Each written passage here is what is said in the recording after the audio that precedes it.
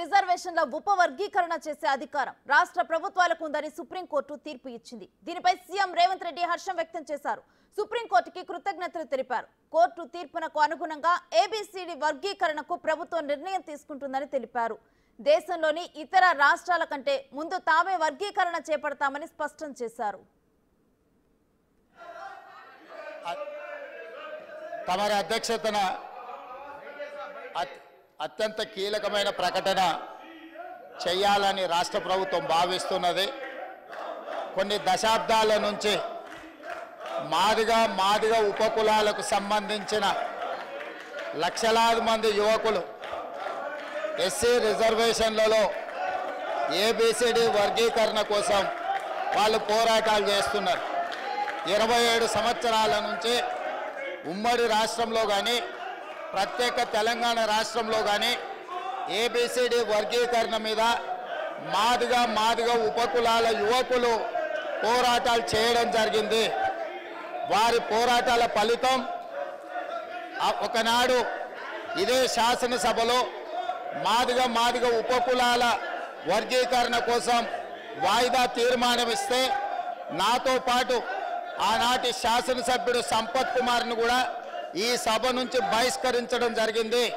గత ప్రభుత్వం ఏబీసీడీ వర్గీకరణ మీద కేంద్రానికి ప్రధానమంత్రికి విజ్ఞప్తి చేయడానికి అఖిల పక్షాన్ని తీసుకెళ్తామని చెప్పి తీసుకుపోకుండా మాదిగ సోదరులను మోసం చేయడం జరిగింది.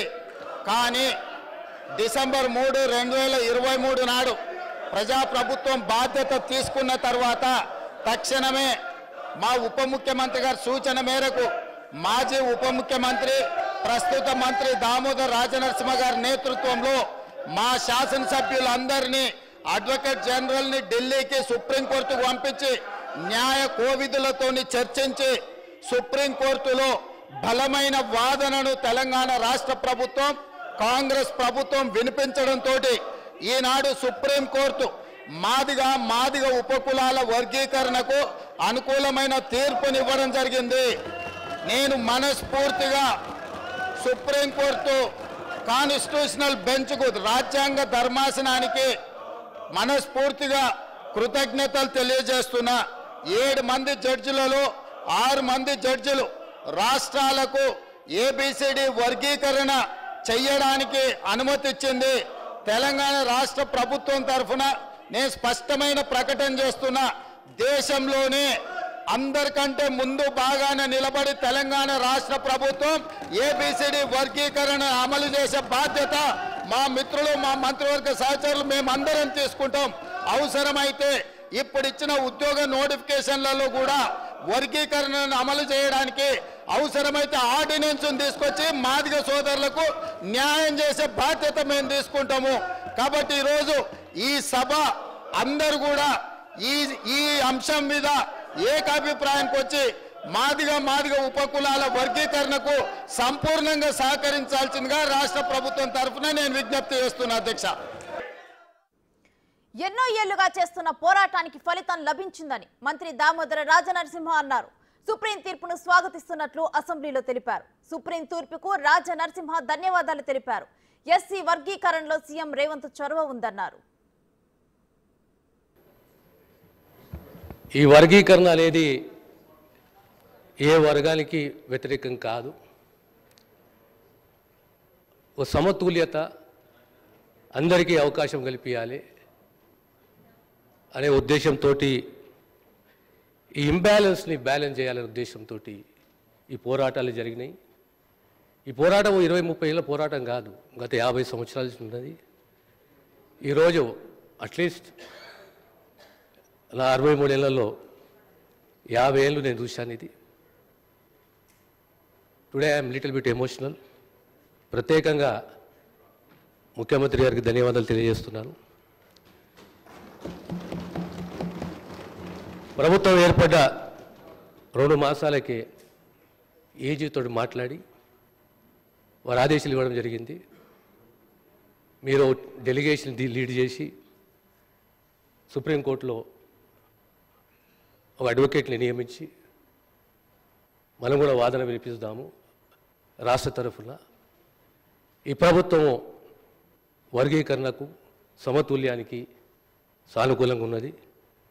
Will fight for the right of the down trodden discriminated అనే ఒక ఉద్దేశంతో ఓ డెలిగేషన్ని అప్పచెప్పారు. I led the delegation to Supreme Court. We have appointed a senior advocate in the Supreme Court and we were expecting a positive judgment. ఈరోజు చక్కటి judgement వచ్చింది. ఈ judgement అనుకూలంగా రేపొద్దున ప్రభుత్వము తగు చర్యలు తీసుకుంటుంది. ప్రత్యేకంగా ముఖ్యమంత్రి గారికి వర్గాల తరఫున నా తరఫున ధన్యవాదాలు తెలియజేస్తున్నాను. ఎస్సీ వర్గీకరణను బీఆర్ఎస్ వ్యతిరేకిస్తోందంటూ ఎమ్మెల్యే కడియం వ్యాఖ్యానించారు. ఎస్సీ వర్గీకరణపై చర్చ జరుగుతుంటే బీఆర్ఎస్ ఆందోళన చేయడం సరైన విధానం కాదన్నారు. దయచేసి సభ్యులందరూ కూడా దీన్ని అర్థం చేసుకోవాల్సిందిగా కోరుతున్నాను. భారత రాష్ట్ర సమితి సభ్యులకు ఈ తీర్పు పట్ల ఏమాత్రం కూడా అవగాహన ఉన్నట్టుగా లేదు. ఈ తీర్పును వాళ్ళు వ్యతిరేకిస్తున్నట్టుగా నేను భావించవలసి వస్తున్నది. రేవంత్ రెడ్డి గారికి ప్రత్యేకంగా ధన్యవాదాలు తెలపాలి. ముఖ్యమంత్రి గారు ప్రత్యేకంగా అడ్వకేట్ని ఏర్పాటు చేసి ముఖ్యమంత్రి గారు రాష్ట్ర ప్రభుత్వం ద్వారా అఫిడవిట్ని కూడా ఫైల్ చేయించి వర్గీకరణకు మద్దతు తెలిపారు. అదేవిధంగా కేంద్ర ప్రభుత్వానికి కూడా నేను హృదయపూర్వకంగా నా అభినందనలు తెలియజేస్తున్నాను. కేంద్ర ప్రభుత్వం కూడా వర్గీకరణకు అనుకూలంగా సుప్రీంకోర్టులో అఫిడవిట్ ఫైల్ చేసింది.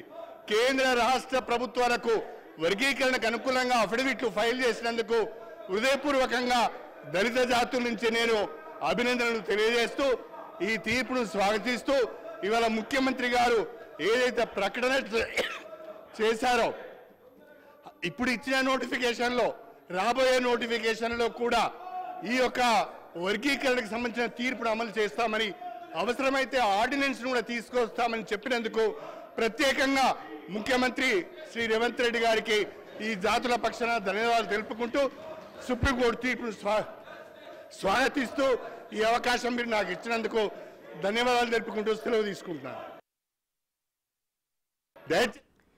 ఎస్సీ వర్గీకరణపై కాంగ్రెస్ నేత అడ్లూరి లక్ష్మణ్ స్పందించారు. తమకు అనేక సార్లు అవమానాలు జరిగాయన్నారు. బీఆర్ఎస్ నాయకులు అవమానించారన్నారు. ఇది కరెక్ట్ కాదన్నారు. సుప్రీంకోర్టుకు సీఎం రేవంత్ రెడ్డి ధన్యవాదాలు తెలిపారు. ఆదివాసి వర్గానికి చెందినట్టు మా మంత్రి గారిని అక్కడ కౌశిక్ రెడ్డి ఏం మాట్లాడింది అధ్యక్ష? నాలెడ్జ్ లేదు, తెలివి లేదని మాట్లాడింది అధ్యక్ష. మనం మేము ఇక్కడ రాజకీయం చేసినామా అధ్యక్ష? మేము కూడా రాజకీయం చేసినామా? మేము వచ్చి ఇక్కడ బయట ధర్నా చేసినామా? మేము మా ఆదివాసి సోదరిమని గౌరవ మంత్రి సీతక్క అడవిలో పుట్టి అడవిలో పెరిగి ప్రాణాలు లెక్క చేయకుండా ఆదివాసులకు సేవ చేసినట్టు మా సీతక్కని పట్టుకొని ఏం మాట్లాడింది అధ్యక్ష కౌశిక్ రెడ్డి? ఏం మాట్లాడింది అధ్యక్ష? ఒకసారి రికార్డులు తీయండి అధ్యక్ష. మేము గిట్ట ఏం మాట్లాడి అధ్యక్ష? ఎంత పెద్ద గౌరవం ఇచ్చిన అధ్యక్ష? మేము నిన్న మాట్లాడితే కేటీఆర్ అంటాడు, స్పీకర్ ఏమంటాడు, విప్పులకు మైక్ ఇస్తారా అంటుండే అధ్యక్ష. విప్పులకు మైక్ ఇస్తారా అధ్యక్ష? కేటీఆర్ గారికి ఎట్లా ప్రజలు ఓట్లేసి గెలిపించిలో మబ్బులు కూడా ప్రజలు ఓట్లేసి గెలిపించిన అధ్యక్ష. మేము బాధగా అవమానపరచుకుంటూ మాట్లాడి అధ్యక్ష. మేము ఏమంటే చూడండి అధ్యక్ష, రికార్డులో ఏం మాట్లాడు అధ్యక్ష. దయచేసి అధ్యక్ష మరొకసారి గౌరవ రాష్ట్ర ముఖ్యమంత్రి గారికి మా మాదిగల జాతి పక్షాన మనస్ఫూర్తిగా వారి కృతజ్ఞతలు అభినందనలు తెలియజేసుకుంటూ ముగిస్తున్నా అధ్యక్ష. ఈ రోజు కోసం ఎంతో కాలంగా ఎదురు చూశారన్నారు ఎమ్మెల్యే సామ్యూర్. ఎంతో మంది బలయ్యారన్నారు.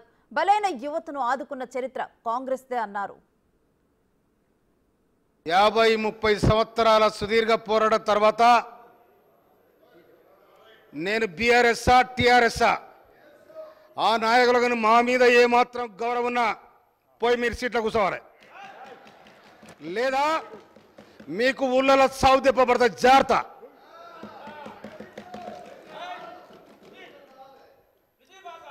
అధ్యక్ష 30 సంవత్సరాలుగా 1994 జూలై 7 తారీఖు నాడు మాదిగల వర్గీకరణ ఏబిసిడి వర్గీకరణ జరగాలని లక్షలాది మంది మాదిగలు సుదీర్ఘమైన పోరాటం తర్వాత ఒక్కనాడు ఏబిసిడి వర్గీకరణ కొన్ని నెలలు జరిగింది. ఆ తర్వాత దాన్ని రకరకాల విధానాలుగా ఆపేయడం జరిగింది. అయినా కూడా పోరాటాన్ని ఆపకుండా ఎంతోమంది కార్యకర్తలు బలిదానమైనరు. దాదాపు 17 మంది మాదిగా యువకులు బలిదానమైనరు. ఆ బలిదానమైన దాంట్లో గాంధీ భవన్లో ఎవరైతే ఇంజూర్ అయి చనిపోయినరో వాళ్ళందరూ కూడా గుడిమర్కాపూర్లో వాళ్ళందరూ కూడా చేపలు ఇచ్చి ఆదుకున్న చరిత్ర కాంగ్రెస్ పార్టీకి ఉందని కూడా ఈ సందర్భంగా మనవి చేస్తున్నాను. సుప్రీంకోర్టు ద్వారా బాధితులకు వచ్చిన విజయం ఇదేనని కాంగ్రెస్ నాయకుడు వేముల వీరేశం అన్నారు. ఈ తీర్పుతో దొరల అహంకారానికి స్వస్తి పలికినట్లయిందన్నారు. ఇప్పుడొచ్చిన తీర్పును బీఆర్ఎస్ నాయకులు సహించలేకపోతున్నారని వేముల వీరేశం అన్నారు. ముఖ్యమంత్రి గారు మాదిగల పక్షపాతిగా మాదిగలందరినీ కూడా మాదిగ శాసనసభ్యులందరినీ కూడా పిలుచుకొని నేను ఒక మాదిగ కులంలో పుట్టినప్పటికీ మాదిగ కమ్యూనిటీకి సంబంధించినటువంటి కష్టాలు సుఖాలు కన్నీళ్ళని మాకంటే ఎక్కువ గొప్పగా మమ్మల్ని కూర్చోబెట్టి చెప్పినటువంటి మహానాయకుడు మా ముఖ్యమంత్రి గారు. అధ్యక్ష, నేను అడుగుతున్నా, ఇంత గొప్ప అంశం ఆనాడు మాదిగ పోరాటం మాదిగ ఉద్యమం నడుస్తున్నప్పుడు అన్ని వర్గాలు అన్ని పక్షాలు కూడా మద్దతు తెలిపినటువంటి సందర్భం అధ్యక్ష. ఏ రాజకీయ పార్టీ కూడా మాదిగ రిజర్వేషన్ పోరాటానికి మద్దతు అని పార్టీ లేదు అధ్యక్ష. అన్ని పక్షాలు మద్దతు ఇచ్చారు. కానీ ఈరోజు నేను అడుగుతున్న అధ్యక్ష, అక్కడ నిలబడ్డ మా అక్కలకి చేతులు మొక్కి మా జాతి పక్షాన్ని అడుగుతున్నా, మా జాతి గురించి మాట్లాడుతున్నప్పుడు మీరు కూర్చుంటే మా జాతిని గౌరవించినటువంటి వాళ్ళు అవుతారు. మా జాతి వాళ్ళు కూడా మీకు ఓట్లేసిర్రు అక్కలు, మా జాతి వాళ్ళు కూడా మీకు ఓట్లేసిర్రు. మీ నియోజకవర్గాలలో 30 నుంచి 40 వేల ఓట్లు మా జాతి ఓట్లుంటాయి. ఆ జాతి ఓట్లు రేపు మీకు పడాలంటే మా జాతిని గౌరవించవలసినటువంటి అవసరం మీకు ఉన్నదని చెప్పేసి, లేదంటే మా జాతి ఓట్లు మీకు అక్కర్లేదంటే చెప్పండి, మా జాతి మీద మీకు వ్యతిరేకత ఉంటే చెప్పండి, మా జాతి మీద మీకు గౌరవం ఉంటే మీరు కూర్చోమని చెప్పేసి మేము విజ్ఞప్తి చేస్తా ఉన్నాం అధ్యక్ష.